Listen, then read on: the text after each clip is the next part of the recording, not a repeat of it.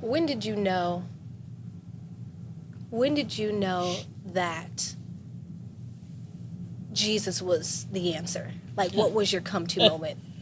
To her or me? Her. Either or. I knew from the beginning. I loved God since I was a little girl. Like, I just knew. When did you realize that you couldn't compromise? Probably. Because I feel like so often in life, we'll take turns and things and think we're too far and it's too late. You know, all the mistakes that I made, right?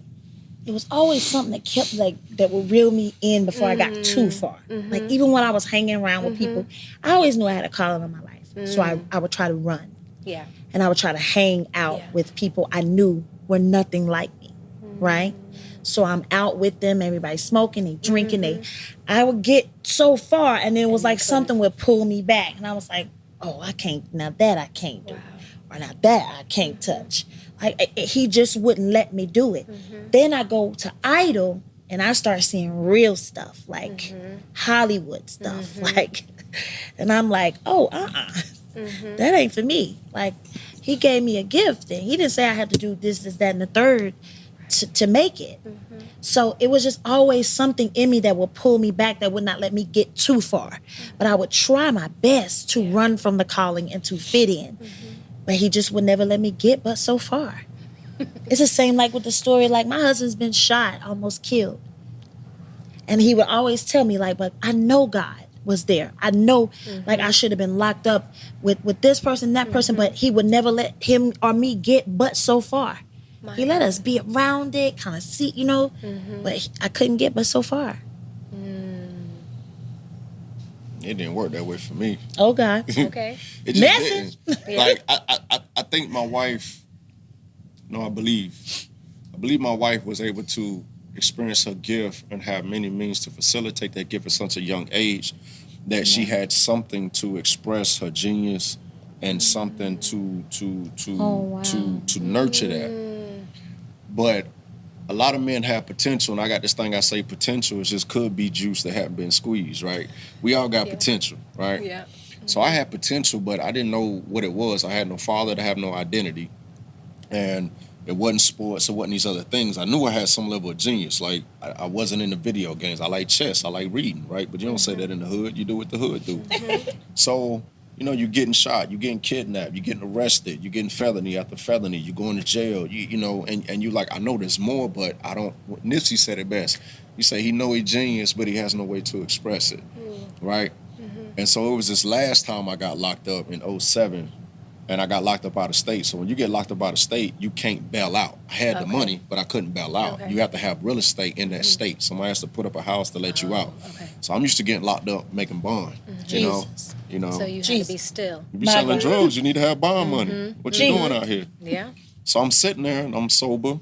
I ain't popping pills, I'm not drinking, I'm not masking all of this. And I was sitting in the park one day and I'm just looking around.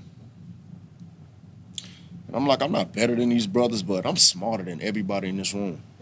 I don't belong here. I don't belong here. And I was like, I don't know what I'm supposed to do, but I know it ain't this. So that's what it was for me. It was being at rock bottom, losing everything, facing so much time, and realizing that I don't know what forward looks like, but I know backwards ain't it. I'm not going to keep moonwalking. And it was when I just made the decision not to go back, having no clarity of what was forward, that God began to do some things that were just amazing. You know what I'm saying? And like, this story is way too long to tell, but I say it like this. I got out of jail, and I'm 28 years old. And I had to go sleep on the floor in the house I helped my mama get.